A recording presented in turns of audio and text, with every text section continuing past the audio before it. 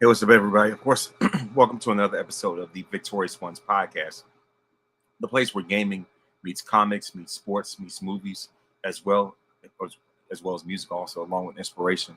Of course, I'm your host, King Von Jr. You can follow me on social media on Twitter/X at 301 King Von Jr. You can follow the show's Twitter page at Victory Pod One. I'm also on Instagram at Mr. King Von Jr. You can follow the show's of course, Instagram page at Victorious Ones Podcast. I'm the social media producer for Perfect Plex Talk Radio, which takes place on Mondays at 6 p.m., hosted by a friend of the program, Mike Knox. And I will say, first and foremost, first and foremost, my prayers go out to those that have been, impacted by this devastating government shutdown. You know what I mean? So as far as that, like I'm saying, of course, my prayers, with those that are impacted, and also, and just believing, that just as inspiration, word of wisdom, that God's going to turn things around, ultimately for the better. And of course, as far as that's concerned, but of course, on a lighter note, I will say that that this past weekend, of course, this was my third straight time attending the Congressional Black Caucus, CBC Black and White Gala. So everybody's in very formal, black and white attire, and so so of course I was glad to be a part of that, and I look forward to more of those events like that. It's a tremendous time, and, great to see other black professionals, and and to be able to connect with people, and and just have a great time. It's really what it is, and and so as far as that's concerned, that was a huge part of my weekend, and also I want to say, of course, I also want to get my recap of NFL Week 4, and I will say that this was a very eventful week in football, to say the least. Especially when it came to the Sunday night game, that was a major surprise. But I'm going to give a recap of week 4's games. So on Thursday night football, the Seahawks defeat the Cardinals 23-20. Of course, as far as Sunday, the Steelers defeat the Vikings 24-21. The Falcons defeat the Commanders 34-27. Giants defeat the Chargers 21-18. The Texans blow out the Titans 26-0. It's like Tennessee didn't even show up to play. They must have had an extended vacation. I don't know. The Eagles defeat the Buccaneers 31-25. The Patriots just smoked the Panthers 42-13. The Bills crushed the Saints 31-19. The Lions crushed the Browns 34-10. The Jaguars defeat the 49ers 26-21. The Rams defeat the Colts 27-20. The Bears, the Bears defeat the Raiders 25-24. Excuse me. The Chiefs crushed the Ravens 37-20. Man, that score didn't even tell the whole story. And surprisingly, on Sunday Night Football, primetime Sunday Night Football, first time in a long time. This doesn't happen often. The Cowboys versus the Packers in Dallas ended in a tie, 40-40. Nobody could score a game winner in overtime. So the game ends at 40 points apiece, 40 on the dot. And I was very surprised because going to the game, I thought it was going to be a blowout. I thought that, Michael was going to have, a massive chip on his shoulder for the way the Cowboys treated him and everything like that. I'm going to find out this whole game, he only had like one sack. I mean, they turned him into a non-factor. It's almost like he wasn't even there,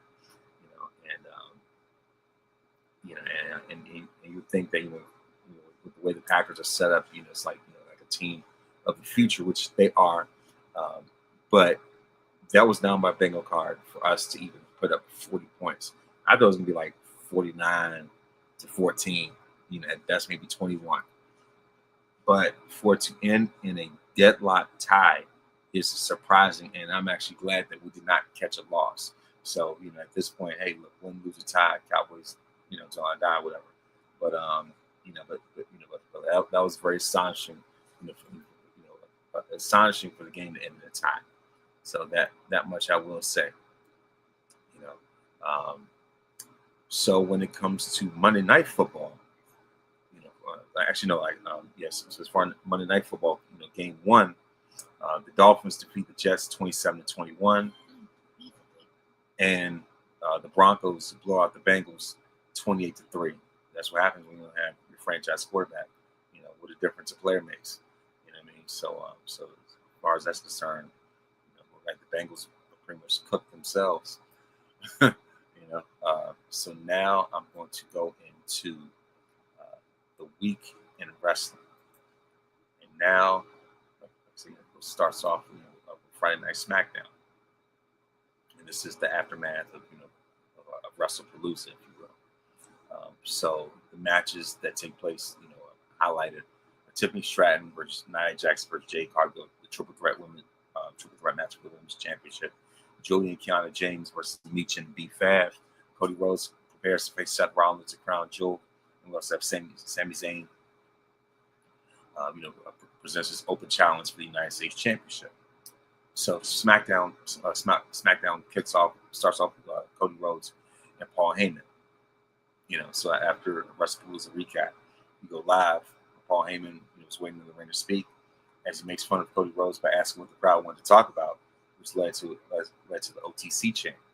Something that Heyman wasn't quite expected.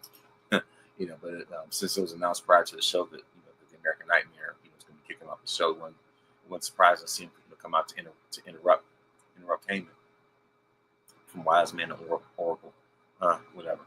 But anyway, surprisingly, of course, surprisingly, Cody asked about Brock Lesnar before he even mentioned Seth Rollins, and then we had the Braun and Braun connection, Team Braun Breaker and Bronson Reed showing up and joining, of course, joining Heyman in the ring. And then Cody told him he grew up around bookers and warned them to keep an eye on Heyman because his loyalty is for sale. And when he said he grew up around bookers, of course, his dad Dusty himself was a booker, so but he was saying Heyman's loyalty is definitely up for sale. So as we all know, like see Paul Heyman, his loyalty track record, ain't all that great. But of course, he ends up, Cody ends up going the first punch to get ahead of the fight. He held his own for a minute, but then Team Braun, they eventually got the better of him. Then Randy Orton's music hit, and he came out to make the save. So then we saw the Viper hit Bronson with the RKO, while Cody hit Braun over the top rope with the clothesline, and it was definitely pretty standard segment. That was designed to lead up to a tag match at some point. And once again, we see another tease, possibly of Cody versus Orton.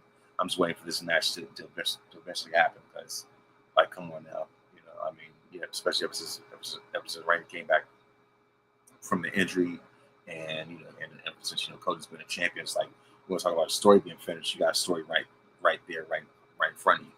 You know what I mean? So so I'm just like, all right, let's get the ball rolling. Next up, we have the Street Profits versus Mello Don Miz, Carmelo Hayes and the Miz. And so of course, the winners of this match are the Street Profits. And next up, we have Julia and Kiana James versus B-Fab and Meechin. Winners of this match, Julia and Kiana James. Then we have Sami Zayn issue his open challenge, and none other than the young OG himself, Javon Evans, answers the open challenge. Great match, by the way. It was definitely, it was pretty solid. And the winner of this match, and obviously still your United States champion, Sami Zayn. And I will say that this is definitely a great way to elevate a talent like Javon Evans, and also just to, I guess, sort of pass the proverbial torch, if you will. Even though Sami's at the top of his game right now. What it reminds me of is when Bret Hart had that match with the 1-2-3 Kid on the episode of Monday Night Raw. If you know, you know. And so even though Bret was at the top of the mountain, you know, it was a great way to elevate and further solidify who the 1-2-3 Kid was later on. X-Pac, of course, but that was it was like a career-defining match, and at this point, this is definitely something that's another great match to have on Javon's resume, along with that match they had when Randy Orton on NXT that time. So yeah, like I said, of course, Sami Zayn retains the title, and then this is where chaos ensued. Main event, the triple threat match. Yeah, it was brutal. Something that neither one of these women are proud to have on their resume. It was the triple threat match between Nia Jax, Tiffany Stratton, and Jade Cargill for the WWE Women's Championship. And this is a rematch from Clash in Paris. So of course, both Jade and Nia were hoping for a different outcome. And so, and the thing is, the intros took up a lot of time. And but the thing is, at least early on, they definitely got some good offense during the second half segment after this commercial break. But after that, as we come back from the break, eventually Nia Jax ends up getting slammed into the steel steps by Jade, but then she rolled back into the ring after only a few moments. And this is when things became very disastrous. So we saw that Nia, we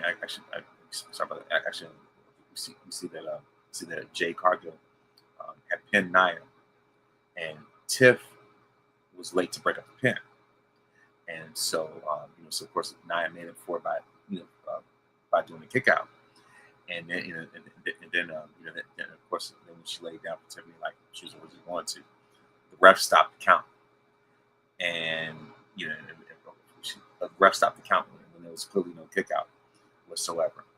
And so, and the thing about it was that the ref thought that Nia Jax would kick out like she did before. It was obviously a lot of miscommunication, plain and simple. But like I say, the ending was horrible, and of course, saw that Jade got cut up pretty badly, like right her eyebrow, like right around the eye. It was nasty. It was a terrible miscommunication with that one. And so of course, before the match, we started Nia Jax had ripped up a flyer to be a part to become a Chelsea Green's secret harvest, to take Piper Niven's place. At least something a little bit lighter to lighten the mood up. But yeah, outside that, it's just the match itself, the way that it was executed was something that I think all three of these women would rather live down.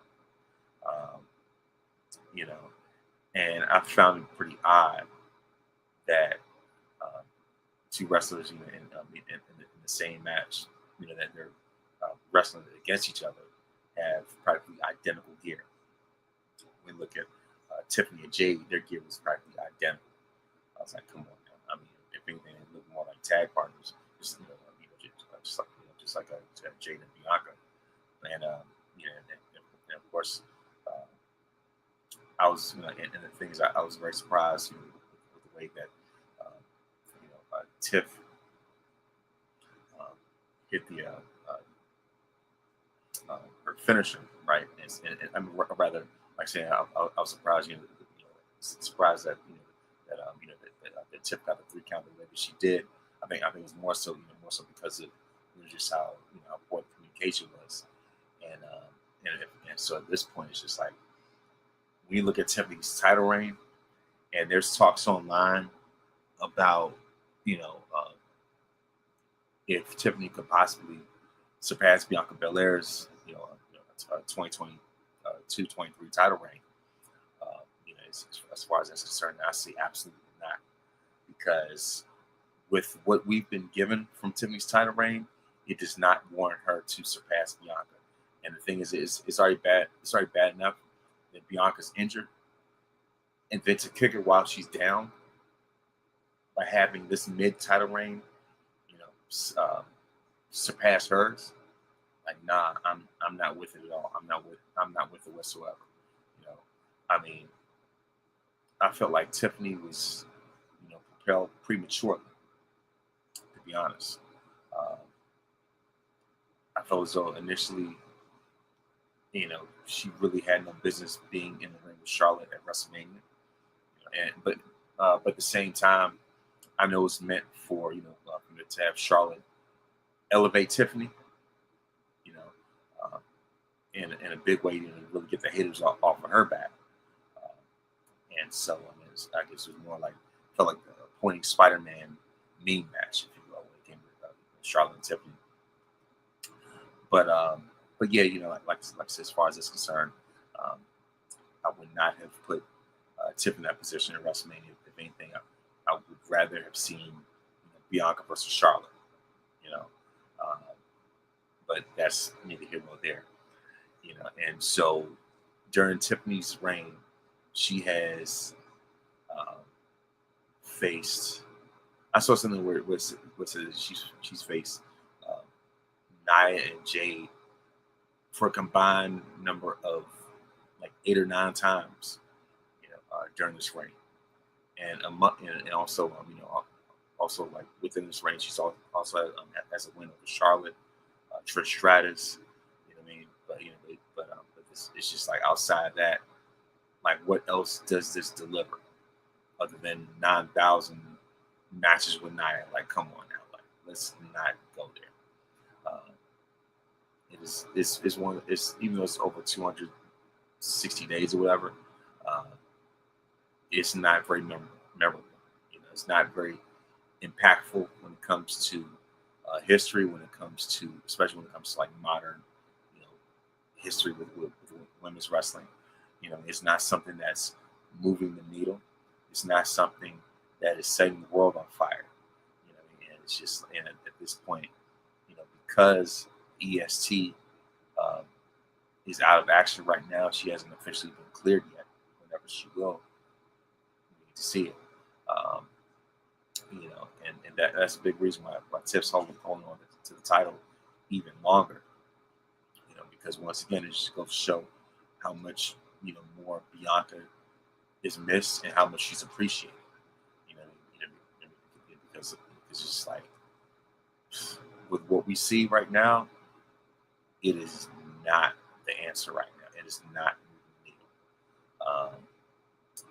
But yeah, I don't want to continue to keep sounding pessimistic. But yeah, like I said, as far as this SmackDown episode, you definitely kind of like discarded, if you will. Like, it's neither here nor there. It wasn't really hitting the way that you wanted to. But next up, we're going to go into NXT No Mercy. And as far as that, let's go into it. NXT No Mercy, as far as the results of this, of course, of this past weekend. And the biggest highlight, I want to say congratulations to Ricky Saints, formerly known as Ricky Starks, for dethroning Obafemi to become the new NXT champion. I was like, man, apparently they looked for somebody that was going to dethrone, the ruler. You know what I mean? And of course, or as he called himself on Twitter, Nigerian Thanos. So apparently he's gotten defeated, and it was inevitable, I guess you could say, for Ricky Saints, to be, since he was Ricky Starks, to become Tony Stark, if you will, and make the snap and of course defeat Oba. So that's what it is. And so I think there's, I certainly believe that there's going to be a point where Oba's eventually going to get called up to the main roster. So I firmly believe that that's a big reason why ends up relinquishing the title. And if anything, I hope that they really know what to do in terms of how to invest in him. Of course, on a bigger stage.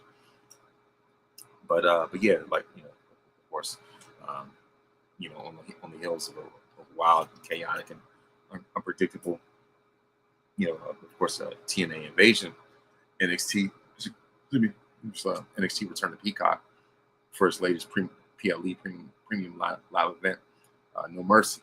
And so, of course, No Mercy took place, of course, on Saturday. I just happened to be, at the CBC event, but I was definitely able to get a recap.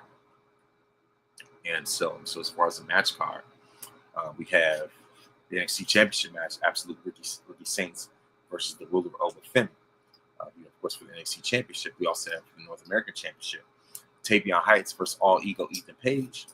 And the NXT Women's Championship match, we have Lola Vice versus JC Jane. For the WWE Women's Speed Championship match, we have Soul Ruka versus Laney Reed. We also have Javon Evans versus Josh Briggs. And the Weaponized Steel Cage match with Jordan Grace versus Blake Monroe. And so No Mercy kicks off with Javon Evans versus Josh Briggs. The winner of this match, the young OG Javon Evans, as it should be. Then we have, for the WWE Women's Speed Championship match, Soul Ruka versus Jada Parker. The winner of this match, Soul Ruka. Then we have the Weaponized Steel Cage match, Jordan Grace versus Blake Monroe. And the winner of this match, the Juggernaut herself, Jordan Grace.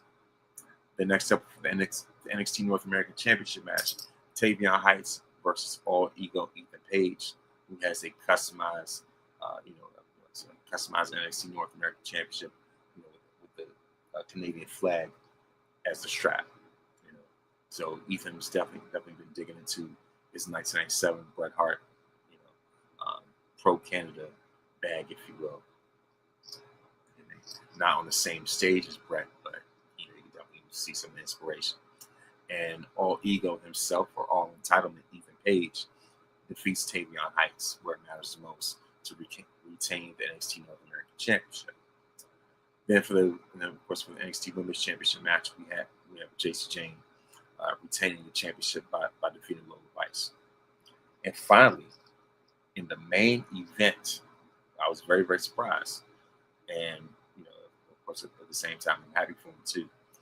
Ricky Saints defeats Oba Femi to become the new NXT champion.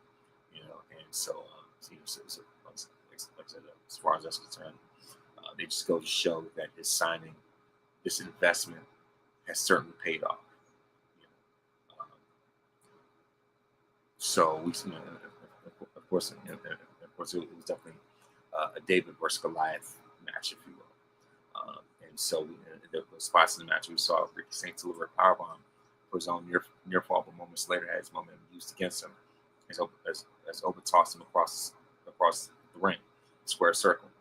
And so, of course, there's the aggressor Oba himself attempted his trademark powerbomb, but of course, but Ricky countered that into a roll up, and then of course another powerbomb attempt by Oba Femi. And the announce table was countered by Ricky Saints. We delivered DDT, and then on the floor we saw that Ricky delivered a tornado DDT, but of course the champion answered with a huge chop to the chest that knocked the wind out of Ricky for a minute. And then we saw the fall from grace that followed, only for Ricky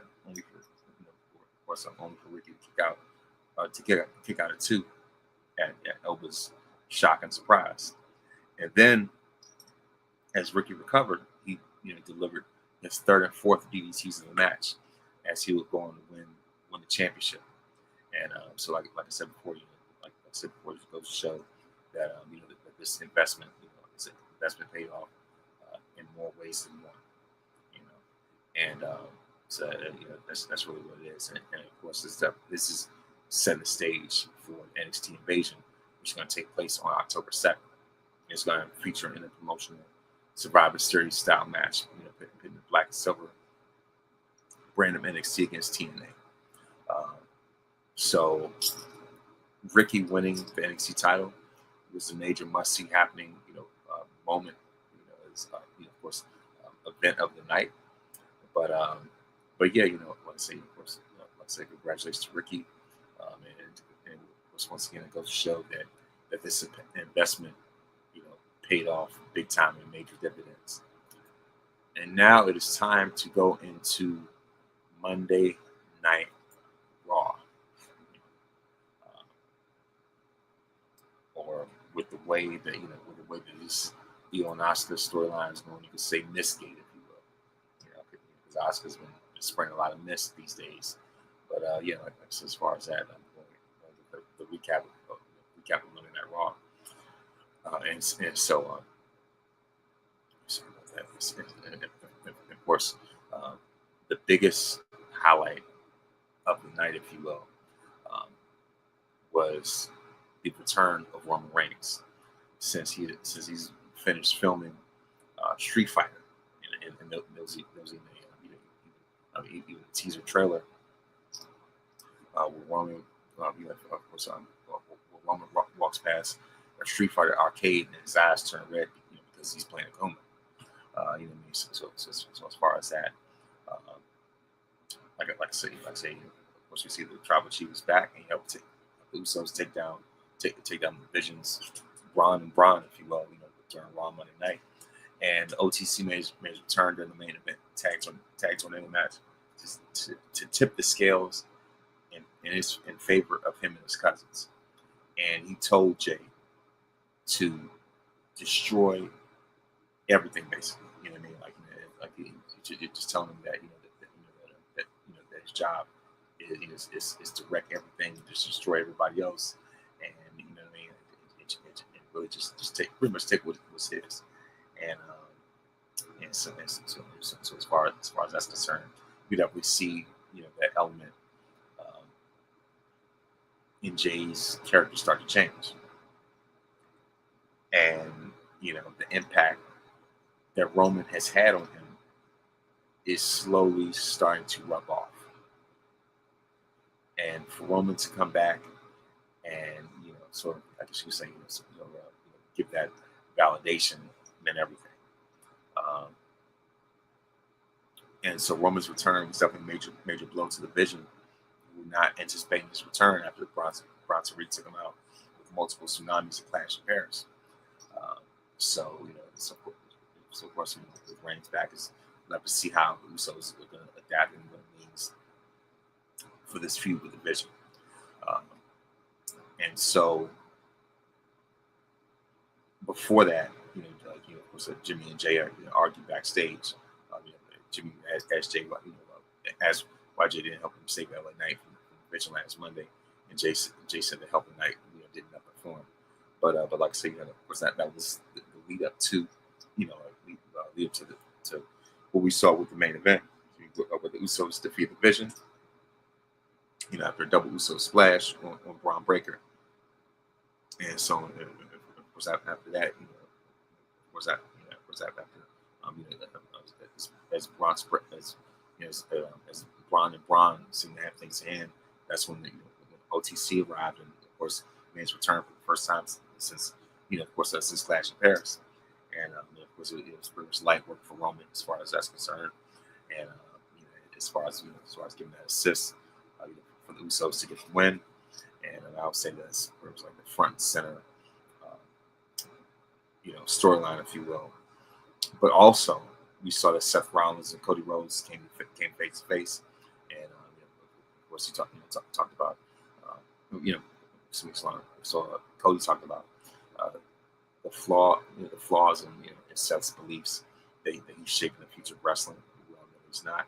Of course, Rollins said that he was never Cody's friend, and Cody was just a means to an end for him at WrestleMania 40. So when Cody brought up how Seth helped him finish the story and win the title for Roman at WrestleMania 40, Seth was saying that he wasn't doing that as a favor to be a friend. That was just a means to an end to get the belt off, to get the title off of Roman. So then Seth finished by saying that the results of the past matches don't matter, and when he beats Cody at Crown Jewel, he will rewrite the timeline. Sound like something from Marvel, if you will. And it's, you know what? It's fascinating to me. It's mind blowing. Almost feels really inconsistent, to be honest with you, as a fan, how Seth could have such a losing record against Cody, but consistently have Roman's number. You know, as far as I'm concerned, that Seth and Roman thing feels a little too one-sided in my estimation, to be honest with you.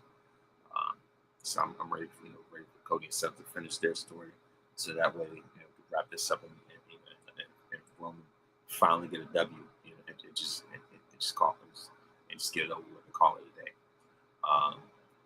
But of course, that's another time, another story.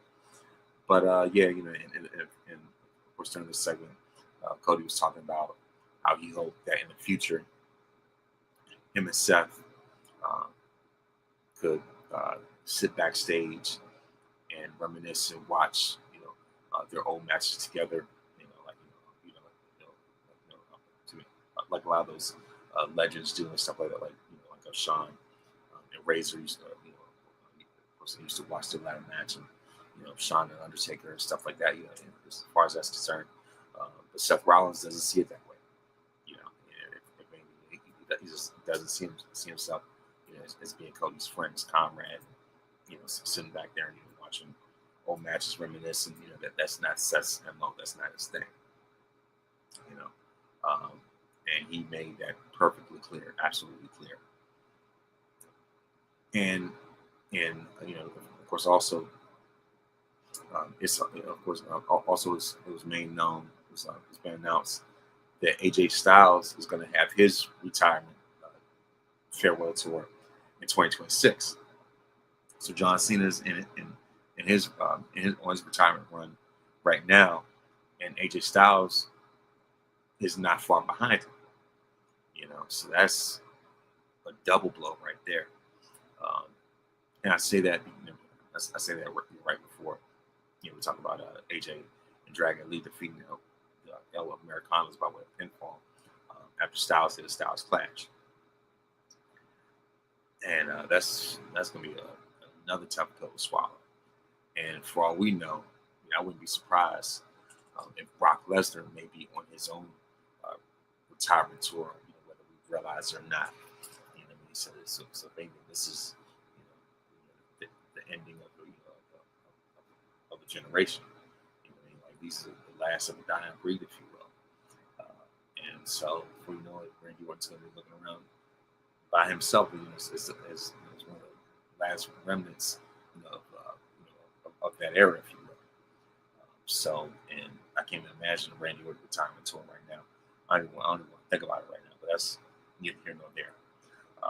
Also, like I said, we saw that Asuka and Mr. Eos gave Io Scott a miss after Io attempted to stop Asuka and Kairi Sane's attack on Rhea Ripley. This came after Scott told Ripley that she was unsure if she could turn her back on her family or not.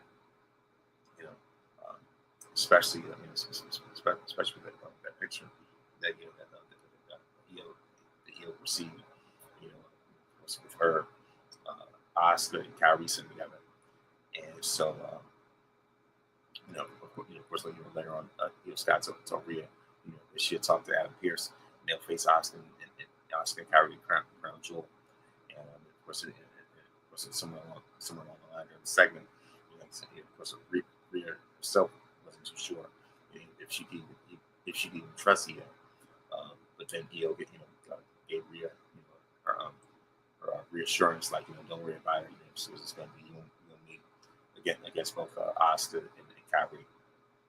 So as far as that, and then later on, Asuka hit of course, Asuka hit Io with the miss, and Asuka is a savage on social media because like I said, if anything, when it comes to the locker room, she has got to be the queen of memes, especially the memes that she made of Rhea and Io as Smurfs. I thought that was hilarious. And so as far as that, like outside of the character, Asuka has a great sense of humor. So then we have the Intercontinental Championship match with Dirty Dom, Dominic Mysterio defeats Rusev by way of pinfall after a low blow and a roll up. And we saw that as a typical heel.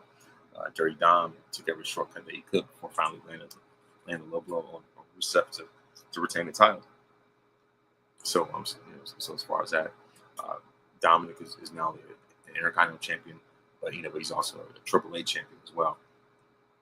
Great for him, to keep his have his resume further decorated. We have Raquel Rodriguez defeat Bayley by way of pinfall after the Tejana bomb, and we saw that Bayley did a tribute to the Hardy Boys, especially since Raw was in North Carolina. So I was like, all right, cool. I was like, Bayley definitely understood the assignment. But also we saw that Roxanne Perez interfered to cause Bayley the match after Lara Brackeria said that she would come to ringside and help Bayley again after what happened last week. But reluctantly, Lara ran down to make the save after that post-match attack. Of course, we saw that LA Knight defeated Kofi Kingston by way of pinfall after a BFT. Becky Lynch attacked Akira Tozawa backstage before a blindside attack on Maxine Dupree. Then of course, Becky checked in with Seth Rollins, who asked if she was feeling better. And so that's pretty much it as far as that. I would say that the main focus of the night was the return of Roman, as well as this soap opera, this storyline between the Joshi girls. So I'll say outside of anything dealing with Roman or whatever, like say Roman or Punk or Seth or anything, Cody, anything like that, this goes to show that the Joshi girls know how to tell a great story, and it's great to see that the Oscars begin their flowers in terms of being being a trendsetter, pioneer, really just a flat out legend when it comes to Joshi wrestling. And so if anything, this is one of those segments, storylines I'm really looking forward to the most. And it's a shame that the big three, Bianca, Jade, and Naomi storyline got derailed and cut short the way it did. And it's just like so much unfinished business was left on the table. And by far, I would say that for a long time, I would say that was the best women's storyline in a very long time. And of course, for certain outside circumstances, would cut that storyline short. From Bianca's injury to Naomi's pregnancy, congratulations to her though. But yeah, like as far as that, those things that caused. Otherwise, storyline that was really on the uprise to take a nosedive. But I'm looking to see, like I said, looking to see more out of this Joshi storyline, if you will. And they definitely have to make sure that that they really keep Rhea involved, or rather at least keep Rhea active and mixed in with something, right? But yeah, that's what it is when it comes to Monday Night Raw. And then when it comes to NXT, as we get ready for this invasion, so I would say that like I said, as far as that, this last night was when the teams were chosen for the October 7th invasion, and so we saw as far as that, the opening match was Jada Parker versus Lash Legend. Jada Parker wins by way of pinfall after the running hip attack. I'm like, come on now. So as far, I guess that was to make up for I guess that was so that Jada Parker wouldn't have back-to-back L's on the resume, whatever, if you will. I was really cheering for Lash Legend, but like whatever. Unfortunately, So Jada is selected to be a part of the team NXT for the women. And then the men's locker room, Trick Williams rolls up as co-captain and says they need to be undeniable.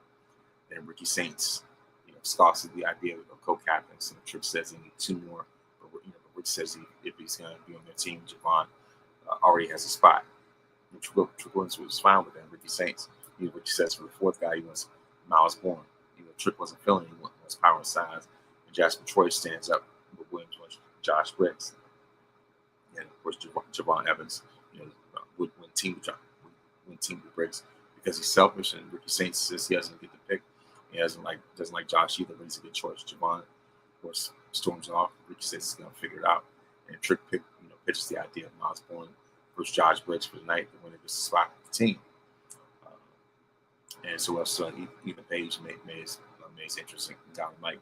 He said he's done it again. Claims the greatest NXT North American champion have turned away an Olympic level threat by defeating Tavion Heights, proving there's a talent gap between him and Tavion. Of course, now business south of the border while everybody else is worried about TNA still in their glory. He says he as a medical professional, of course, coming after his. Then we have El Hill, Dr. Wagner Jr. coming for him. The only thing he's doing is a bang-up job of pissing him off. So he said keep it up. And then surprisingly, we see that Mustafa Ali showed up. So of course, as far as that's concerned, so it looks like we're gonna have Ethan Page versus Mustafa Ali. But we also have Josh Briggs versus Miles Bourne, team NXT qualifying match, and the winner of this match is Miles Bourne. With the jumping Russian leg sweep, earn a spot on Team NXT at Showdown next week. You have Fallon Henley versus Lola Weiss in NXT. Of course, qualifying match. Lola Weiss wins by way of pinfall with a back fist. Qualifier for Team NXT, we have Javon Evans and Leon Slater versus the Cullen. And the winners of this match, Javon Evans and Leon Slater, win by way of pinfall with a 450 splash. From Leon Slater, one drop on Sean Spears. And so and of course, we see that. And of course, as we come back from commercial, the 2 locker rooms have made their way to the arena for the NXTNA Summit. As we also saw that Kalani Jordan had become a part of Team NXT. I mean, not NXT, but Team TNA. And so, of course, we saw April Rain and Santino earn the ring. The 2 sets of team captains, also TNA Heavyweight Champion Trick Williams. And April Rain talks about the matches for next week and wants to make it official. And then Trick says he's been doing some thinking as co-captain. He selects Ricky Saints. Of course, as he selects Ricky Saints, says he's not co-captain. He's just riding shotgun, and the team will be himself, Trick, of course, himself, Trick Williams, Javon Evans, and Miles Bourne. And Santino tells Mike Santana to announce the TNA team. And he says they got a locker room full of men who like to turn this place upside down. The 3 soldiers he's choosing are true TNA OG Frankie Kazarian. That's definitely an OG right there. 3-time TNA World Heavyweight Champion Moose. And last but not least, the man who's been setting TNA on fire, and the TNA X Division Champion Leon Slater. Leon Slater is phenomenal, if you will.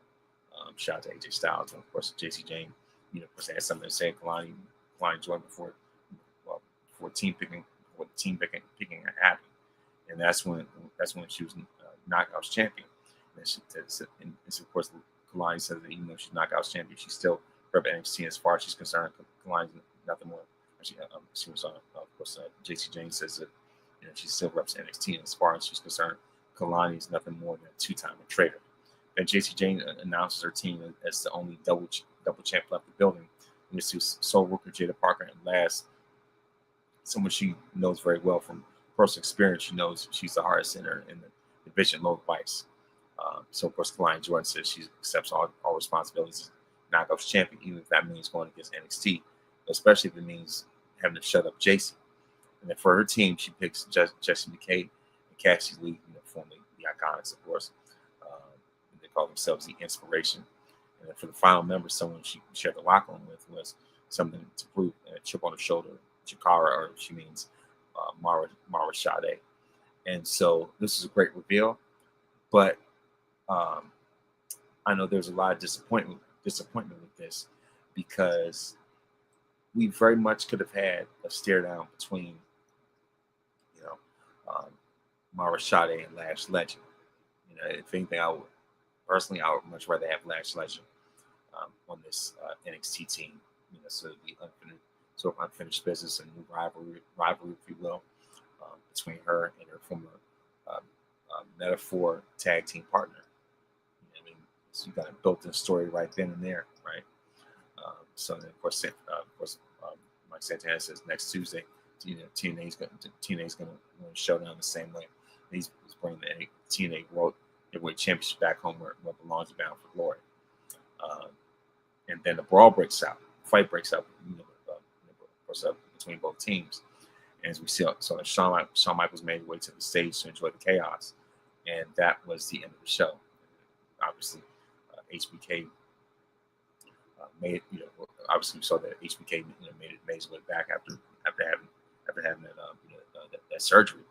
You know, so I was like, all right, of course, congratulations to him. So that is pretty much it right there. And also, I'm thinking about doing, you know, a little bit of fantasy warfare, if you will. And so this fantasy warfare, you know, as you know, of course, one of the things that we like to do on Perfectplex Talk Radio. You know, fantasy warfare, I'm going to go with a few of them. I'm going with Shawn Michaels. I'm talking about, you know, 90s boyhood dream Shawn Michaels versus the People's Champion Rock. That is going to be my fantasy warfare. And I want to put out a poll for people to, for people to vote, and, you know, of course, for them to decide, you know, who they would have be the winner of this fantasy warfare. And this is something that we've done on Universe Mode before. So, and the thing about it is that when you talk about some of the greatest what ifs that never happened, that right there is at or near the top of the list. You know, HBK versus The Rock, and we all know that, you know, there are a lot of personal reasons why, you know, egos, and just, like I said, I've seen a lot of animosity, if you will, you know, from Shawn's end to The Rock. But that's another story. But if those two collided, that match would automatically be GOAT status right then and there. I mean, promos, the storyline, the match quality itself, you know, the build, you know, all those different things are certainly WrestleMania worthy. So in this instant, you know, like I said, so as soon as I'm finished with this episode, I'm gonna, like seeing, of course, I'm gonna put up the poll, and I'm gonna let you know, the audience, decide, give that, you know, of course, side as far as that's concerned. So, so this is gonna be, I think it's gonna be my first fantasy warfare. I'm looking to do a series of these, a few more down the line. I know that, you know, that entertain this idea on social media a lot, you know, especially when it comes to different like threads and, you know, what have you, if you will. And so I've done the WrestleMania dream card about it before, but it's definitely something I really want to, hit the ground running with. So yeah, so that's, you know, as far as that's concerned, in my estimation, you know, I would say Rock, especially if it's for a title. But it will definitely be a battle. So once again, I'm going to put up a survey, a poll after this is over, and I let you fans decide on that. So, with that being said, not too much for me to cover right now. So, it is time for me to go into my birthdays for the week. On October 1st, Hector Guerrero, the brother of the late great legendary Eddie Guerrero, turns 71. Yokozuna would have turned 59 on October 2nd. October 3rd, John Morrison turns 46. On the same day, legendary drummer Tommy Lee turns 63. October 4th, Linda McMahon turns 77. Derrick Rose turns 37. Alicia Silverstone, most legendary, most known for Clueless, turns 49. October 5th, Bernie Mac would turn 68. And Terry Reynolds turns 59. And so, and also, of course, also as far as so October 6th, Alpha Jr. Turns 41. Dixie Carter turns 61, and Bruno Sammartino would turn 90. And that is it when it comes to the birthdays. And I would like to give, of course, before I go, I also like to give my word. I would like to give my word of wisdom, and my word of wisdom is that, of course, my word of wisdom is that God is a networking source for us to connect. Repentance is your way of rebooting your relationship with God. And that when it comes to our relationship with God, we have too many tabs in our lives and need to reboot and of course need to close those tabs out and reboot our relationship with God. And so also as a reminder that God does not respond to our fears. He does not respond to our tears, but he responds to our faith. And so that's my word of wisdom. Also remember that you are victorious because greater is he that is in you than he that is in the world. We put God in first place. You don't have to worry about being in last place. Please make sure to listen to this podcast on iTunes, Spotify, Google Podcasts. You can also even watch by way of YouTube. You can even stream by way of YouTube. So thank you very much for watching. Thank you very much for listening. And may this day be the very best day of